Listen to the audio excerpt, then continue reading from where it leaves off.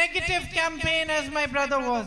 ഇത്ര മോശമായ പ്രചരണത്തിലൂടെ ആക്രമിക്കപ്പെട്ട മറ്റൊരു രാഷ്ട്രീയ നേതാവ് ഈ ലോകത്ത് തന്നെ ഉണ്ട് എന്ന് ഞാൻ കരുതുന്നില്ല.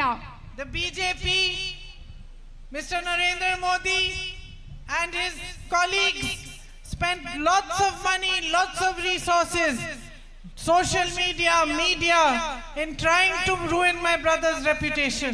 എന്റെ സഹോദരന്റെ സത്പേര് ഇല്ലാതാക്കുന്നതിന് വേണ്ടി, അത് കളങ്കപ്പെടുത്തുന്നതിന് വേണ്ടി, നശിപ്പിക്കുന്നതിന് വേണ്ടി ബിജെപിയും ബിജെപിയുടെ നേതാക്കളും നരേന്ദ്രമോദിയും അദ്ദേഹത്തിന്റെ സഹപ്രവർത്തകരും മാധ്യമങ്ങളിലൂടെയും സമൂഹ മാധ്യമങ്ങളിലൂടെയും ഒരുപാട് പൈസയും വിഭവങ്ങളും ചെലവാക്കി. Many people believed these lies that were being spread about him. എന്റെ സഹോദരനെ പറ്റി പറഞ്ഞു പരത്തിയ നുണകൾ ഒരുപാട് മനുഷ്യർ വിശ്വസിച്ചു. But you, my sisters and brothers, saw the truth. എല്ലാവരും ഈ നുണകൾ വിശ്വസിച്ചപ്പോൾ നിങ്ങൾ എന്റെ സഹോദരി സഹോദരന്മാർ സത്യം കണ്ടു. You realized that in the same way as throughout the history of mankind, those who have stood up for what is right, those who have stood for the truth have been attacked by the forces of destruction and the forces of divisiveness. My brother was also being attacked because he was standing up for the truth. He was standing up for the people of India, for the soul of India. He was talking about love. He was talking about peace. നിങ്ങൾക്ക് മനസ്സിലായി, മനുഷ്യരാശിയുടെ ചരിത്രം മുതൽ ആരാണോ ശരിയായിട്ടുള്ളതിന് വേണ്ടി നിലകൊണ്ടിട്ടുള്ളത്, സത്യത്തിന് വേണ്ടി നിലകൊണ്ടിട്ടുള്ളത്, അവരെ വിഭാഗീയതയുടെ ശക്തികൾ അവരെ ആക്രമിക്കുന്നതാണെന്ന് നിങ്ങൾക്ക് മനസ്സിലായി. എൻ്റെ സഹോദരൻ ആക്രമിക്കപ്പെട്ടത് അദ്ദേഹം സ്നേഹത്തിന് വേണ്ടി, സമാധാനത്തിന് വേണ്ടി, ഈ രാജ്യത്തിന്റെ ഐക്യത്തിന് വേണ്ടി, ഇന്ത്യ എന്ന രാജ്യത്തിന്റെ ആത്മാവിന് വേണ്ടി നിലകൊണ്ടത് കൊണ്ടാണ് അദ്ദേഹം ആക്രമിക്കപ്പെട്ടതെന്ന് നിങ്ങൾ മനസ്സിലാക്കി. Sisters and brothers, love, peace and brotherhood does not suit the BJP. ശരിക്കും സ്നേഹം, സാഹോദര്യം, സമാധാനം എന്ന് പറയുന്നത് ഒരിക്കലും ബിജെപിക്ക് യോജിക്കുന്ന കാര്യങ്ങളല്ല. Because their politics is not about the people. കാരണം ബിജെപിയുടെ രാഷ്ട്രീയം എന്ന് പറയുന്നത് ജനങ്ങളെ സംബന്ധിക്കുന്ന രാഷ്ട്രീയമല്ല, ജനങ്ങളെ കുറിച്ചുള്ള രാഷ്ട്രീയമല്ല. Their politics is not about development. ബിജെപിയുടെ രാഷ്ട്രീയം വികസനത്തെ കുറിച്ചുള്ള രാഷ്ട്രീയമല്ല. It is not about building a better future for you. നിങ്ങൾക്കൊരു മെച്ചപ്പെട്ട ഭാവി ഉണ്ടാക്കാനുള്ള രാഷ്ട്രീയമല്ല ബിജെപിയുടെ രാഷ്ട്രീയം. It is about dividing you, about spreading hatred, about spreading anger, about spreading mistrust and fear amongst you. ബിജെപിയുടെ രാഷ്ട്രീയം എന്ന് പറയുന്നത് നിങ്ങളെ വിഭജിക്കുന്ന രാഷ്ട്രീയമാണ്. നിങ്ങളുടെ ഉള്ളിൽ ഭയം, നിങ്ങളുടെ ഉള്ളിൽ വിദ്വേഷം, നിങ്ങൾക്കിടയിൽ അവിശ്വാസം, വിശ്വാസമില്ലായ്മ വളർത്തുന്ന രാഷ്ട്രീയമാണ് ബിജെപിയുടെ രാഷ്ട്രീയം. Every leader of the BJP benefits from this division. ഇങ്ങനെ നിങ്ങളെ വിഭജിക്കുന്നതിൽ നിന്ന് ബിജെപിയുടെ ഓരോ നേതാവിനും ഗുണമുണ്ടാവുകയാണ്. Unfortunately, our country gets hurt.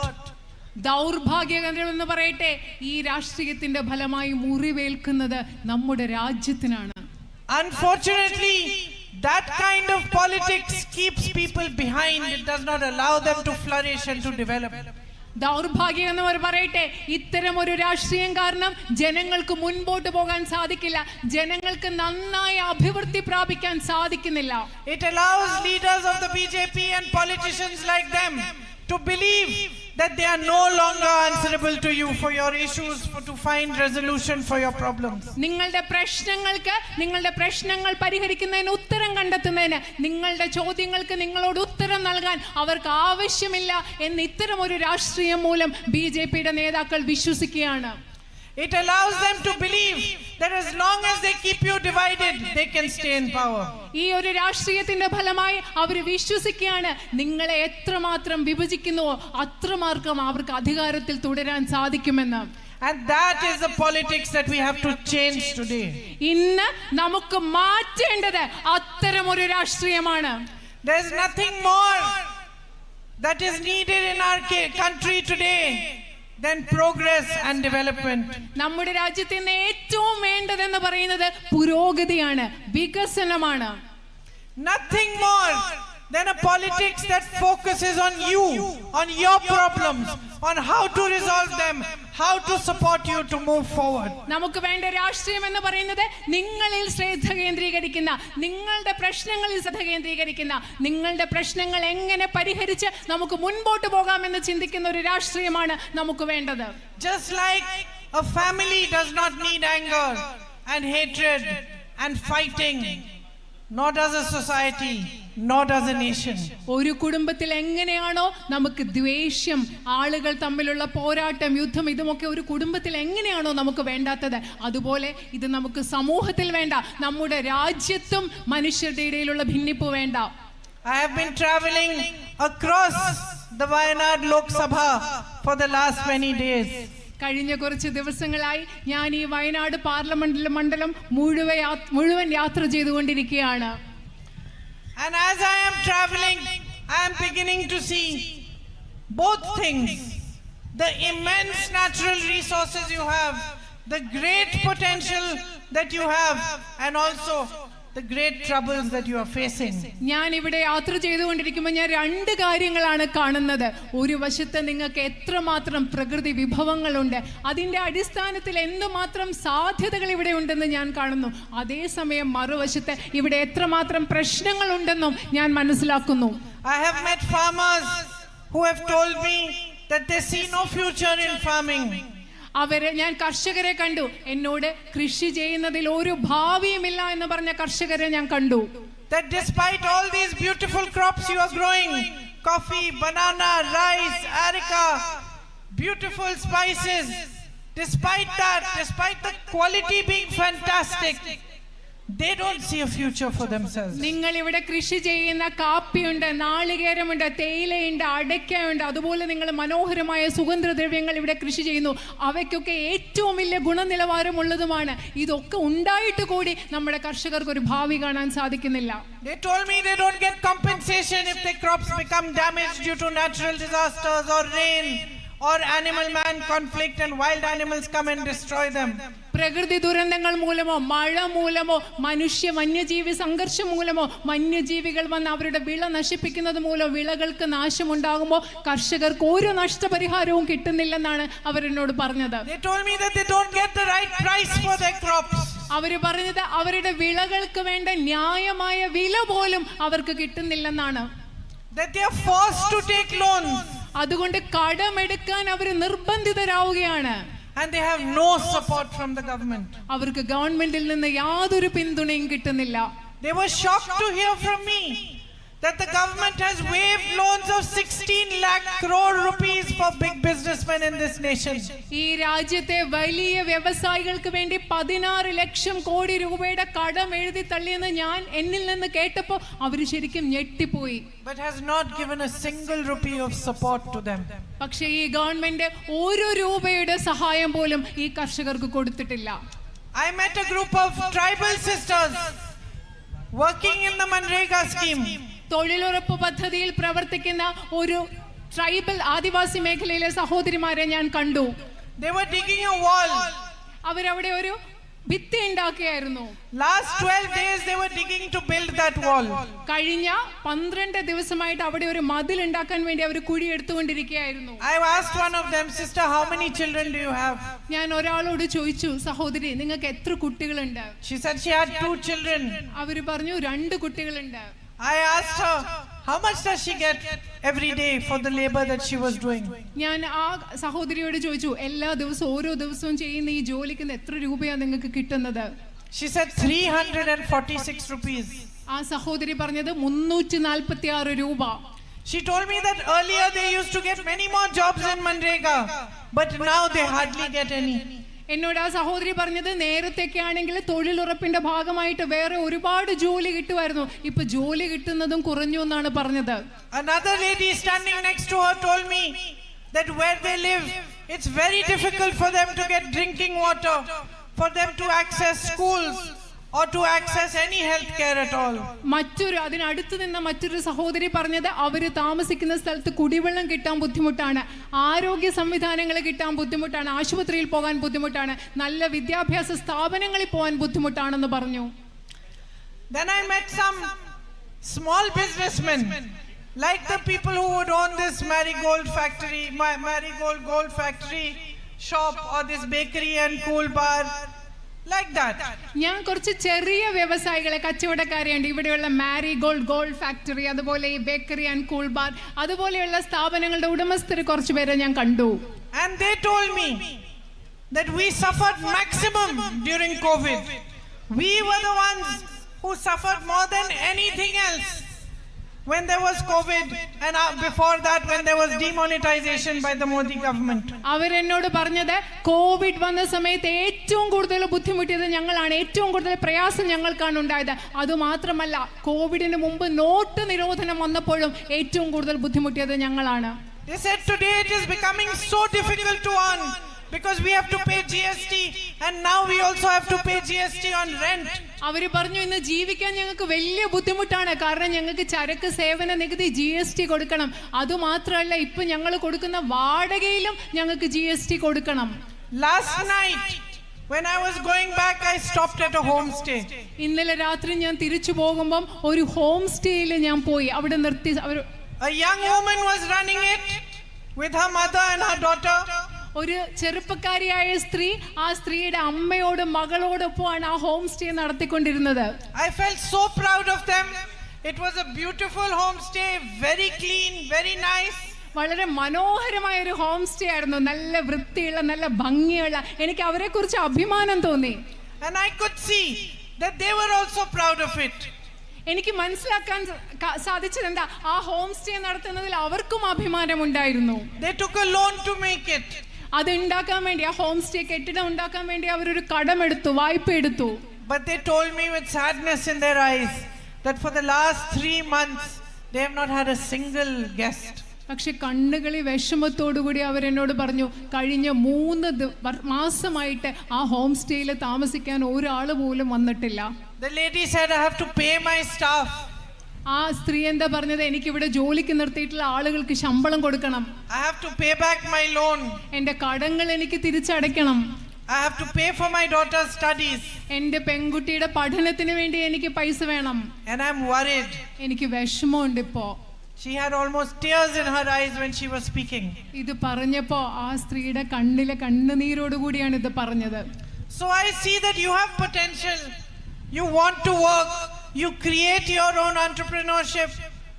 Everywhere I look, farmers are working hard in the fields. Shopkeepers and businessmen and homestay owners are working hard in their businesses. My sisters are working hard, whether they are in Manrega or whether they are doing jobs or running homestays. And yet, life is very difficult for you. ഞാൻ കാണുന്നതെന്ന് വെച്ചാൽ ഇവിടെ ഒരുപാട് സാധ്യതയുണ്ട്. നിങ്ങൾ എവിടെ നോക്കിയാലും ചെറിയ സംരംഭകത്വം തുടങ്ങുന്നു, ചെറിയ ബിസിനസ് നടത്തുന്നു, ചെറിയ ജോലി ചെയ്യുന്നു, ഹോം സ്റ്റേ നടത്തുന്നു. എൻ്റെ സഹോദരിമാരെ തൊഴിലുറപ്പിൻ്റെ ഭാഗമായിട്ട് ജോലി ചെയ്യുന്നു, വേറെ ജോലി ചെയ്യുന്നു. പക്ഷെ ഒരുപാട് പ്രശ്നങ്ങളുമുണ്ട്. I see young boys and girls playing soccer with great motivation, strong little fellows. I've seen them all over. But I know because my son plays soccer, when a good soccer player I can recognize. And they are good. They are motivated. They play with aggression, with energy. ഞാൻ ഇവിടെ പോകുമ്പോൾ ഒരുപാട് ആൺകുട്ടികളും പെൺകുട്ടികളും, ചെറുപ്പക്കാരെ ആൺകുട്ടികളും പെൺകുട്ടികളും football കളിക്കുന്ന കാണുന്നു. ഒരുപാട് ഊർജ്ജത്തോടുകൂടി, ഒരുപാട് ആക്രമണോത്സുകതയോടുകൂടി, ഒരുപാട് പ്രചോദനത്തോടുകൂടി അവരെ കളിക്കുന്നത് ഞാൻ കാണുന്നുണ്ട്. എനിക്കൊരു നല്ലതായിട്ട് കളിക്കുന്ന ഒരു ഫുട്ബോൾ കളിക്കാരനെ കണ്ടാൽ മനസ്സിലാവും, കാരണം എൻ്റെ മകനും ഫുട്ബോൾ കളിക്കുന്ന ആളാണ്. Yet they lack proper facilities. എന്നിട്ടും അവർക്ക് ആവശ്യമുള്ള സൗകര്യങ്ങൾ ഇവിടെ ഇല്ല. So much can be done so that their talent can be showcased, so that they can have the opportunity to compete with anybody else in the world, because they have the talent, they have the drive, they have the motivation. അത്രമാത്രം കഴിവുള്ള, അത്രമാത്രം മുന്നോട്ട് പോകണമെന്നുള്ള ചിന്തയുള്ള, അത്രമാത്രം പ്രചോദനമുള്ള ഈ കുട്ടികളുടെ കഴിവ് ലോകം മുഴുവൻ കാണിക്കാൻ, ലോകത്താരോട് വിധത്തിൽ മത്സരിക്കുന്ന വിധത്തിൽ അവരെ പ്രാപ്തരാക്കാൻ നമുക്ക് ഒരുപാട് കാര്യങ്ങൾ ഇവിടെ ചെയ്യാൻ സാധിക്കും. But this situation that you have so much potential but less opportunity has arisen because the kind of politics in our country today is the wrong kind of politics. നിങ്ങൾക്ക് ഒരുപാട് സാധ്യതകളുണ്ട്, പക്ഷെ നിങ്ങൾക്ക് ഒരുപാട് ബുദ്ധിമുട്ടുകളുണ്ട്. അത് മുന്നോട്ട് കൊണ്ടുപോകാൻ സാധിക്കുന്നില്ല. അതിന്റെ കാരണം എന്താണെന്നറിയുമോ? നമ്മുടെ രാജ്യത്ത് ഇന്ന് നിലനിൽക്കുന്ന രാഷ്ട്രീയം എന്ന് പറയുന്നത് ഒരു തെറ്റായ രാഷ്ട്രീയമായതാണ് ഇതിന്റെ കാരണം. My tribal sisters and brothers are living in an area which is prone to landslides and disasters.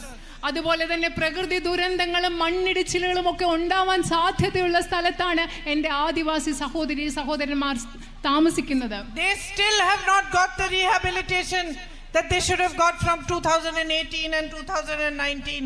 2018-19 മുതൽ അവരെ പുനരധിവസിക്കാനുള്ള കാര്യങ്ങൾ ഇതുവരെ അവരുടെ പുനരധിവാസം ഇവിടെ നടന്നിട്ടില്ല. I know that last week you felt some tremors underground. നിങ്ങൾക്കറിയാം, കഴിഞ്ഞ ആഴ്ച ചില ഭൂമി കുലുക്കത്തിന്റെ ലക്ഷണങ്ങൾ ഇവിടെ ഉണ്ടായെന്ന് എനിക്കറിയാം.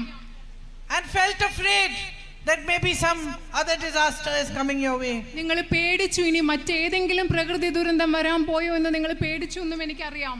But the thing is, my sisters and brothers, that all of this, to be able to face natural disasters, to be able to produce your crop and to build on whatever you have, what your potential is, would be possible if there were the right kind of policies supporting you and helping you, if the politics of today was working for you.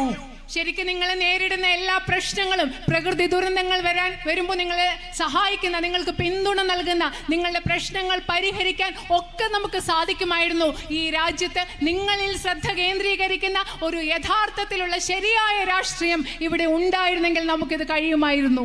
And that is why your vote, your choices become even more important at a time like this.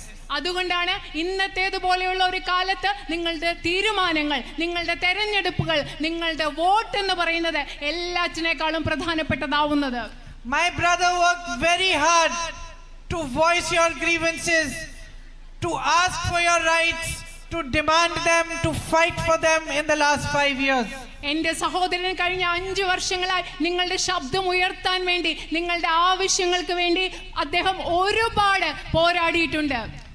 I want to continue his work. എന്റെ സഹോദരൻ തുടങ്ങി വെച്ച പ്രവർത്തനങ്ങൾ എനിക്ക് തുടരാൻ ആഗ്രഹമുണ്ട്. And more than anything else, I want to create over here as much possibility and opportunity for you as possible. അത് മാത്രമല്ല, എല്ലാറ്റിനും ഉപരിയായി സാധ്യമായ അവസരങ്ങളും സാധ്യമായ സാധ്യതകളും നിങ്ങൾക്ക് വേണ്ടി, ഇവിടുത്തെ ജനങ്ങൾക്ക് വേണ്ടി ഇവിടെ സൃഷ്ടിക്കണമെന്ന് എനിക്ക് ആഗ്രഹമുണ്ട്. I have a deep sense of gratitude for you. എനിക്ക് ആഴത്തിലുള്ള കടപ്പാട് നിങ്ങളോടുണ്ട്. For me, you stand for everything that is beautiful about India. എന്നെ സംബന്ധിച്ചിടത്തോളം നിങ്ങൾ, ഇവിടുത്തെ ജനങ്ങൾ, ഇന്ത്യ എന്ന രാജ്യത്തെ എന്തൊക്കെയാണോ മനോഹരമായിട്ടുള്ളത് അതിനു വേണ്ടി നിലനിൽക്കുന്നവരാണ്. No amount of negativity has been able to touch you. നിങ്ങളെ, ഈ രാജ്യത്തെ ഒരു നെഗറ്റീവായ നിഷേധാത്മകമായ കാര്യവും നിങ്ങളെ ഇതുവരെ സ്പർശിച്ചിട്ടില്ല. Wherever I go, I see Hindu sisters, Muslims, Christians, all together standing as friends, standing as brothers and sisters. ഞാൻ എവിടെ പോകുമ്പോഴും ഹിന്ദു സഹോദരിമാർ, മുസ്ലിങ്ങൾ, ക്രിസ്ത്യാനികൾ എല്ലാവരും ഒരുമിച്ച് സുഹൃത്തുക്കളായി, സഹോദരന്മാരായി നിൽക്കുന്നതാണ് ഞാൻ ഇവിടെ കണ്ടുകൊണ്ടിരിക്കുന്നത്. You have kept the spirit of our country alive and strong. നിങ്ങൾ ഈ രാജ്യത്തിന്റെ ചൈതന്യം, സാരാംശത്തെ ജീവനുള്ളതാക്കി, ശക്തിയുള്ളതാക്കി നിലനിർത്തുന്നവരാണ് ഇവിടുത്തെ ജനങ്ങൾ. Look how you supported each other in the recent disaster when bodies from the landslides washed up here in Nilambur. So many of you volunteered. You didn't ask anybody if they were Christian, Muslim, Hindu. You volunteered for your brothers and sisters. നിങ്ങൾക്കറിയാം, ഇവിടെ അടുത്ത മണ്ണിടിച്ചിൽ, ആ വലിയ പ്രകൃതി ദുരന്തം നടന്നപ്പോൾ നിലമ്പൂർ ഇവിടെ പുഴയിൽ മൃതശരീരം ഒഴുകി വന്നപ്പോൾ നിങ്ങൾ ഇവിടെയുള്ള എത്ര സഹോദരന്മാർ സന്നദ്ധ പ്രവർത്തനം നടത്തി. നിങ്ങളുടെ സഹോദരരെ സഹായിക്കാൻ നേരത്തെ നിങ്ങൾ ആരോടും നിങ്ങൾ ഹിന്ദുവാണോ, ക്രിസ്ത്യാനിയാണോ, മുസ്ലിം ആണോ എന്ന് ചോദിക്കാതെയാണ് നിങ്ങൾ അവർക്ക് വേണ്ടി പ്രവർത്തിച്ചത്. For me, each one of you is a great responsibility. എന്നെ സംബന്ധിച്ചിടത്തോളം നിങ്ങൾ ഓരോരുത്തരും എന്ന് പറയുന്നത് ഒരു വലിയ ഉത്തരവാദിത്തമാണ്. When you welcome me into your homes, into your hearts, with a smile on your face, with love, when you hug me, when you kiss me, I don't take it lightly. നിങ്ങൾ നിങ്ങളുടെ വീടുകളിലേക്ക്, നിങ്ങളുടെ ഹൃദയങ്ങളിലേക്ക് ഒരുപാട് സ്നേഹത്തോടു കൂടി നിങ്ങൾ എന്നെ സ്വാഗതം ചെയ്യുമ്പോൾ, നിങ്ങൾ എന്നെ കെട്ടിപ്പിടിക്കുമ്പോൾ, നിങ്ങൾ എന്നെ ഉമ്മ വെക്കുമ്പോൾ, എന്നെ കാണുമ്പോൾ നിങ്ങളുടെ മുഖത്തൊരു പുഞ്ചിരി വിരിയുമ്പോൾ ഞാൻ അതിനെ ഒരിക്കലും നിസ്സാരമായി എടുക്കില്ല. I know what you are saying to me.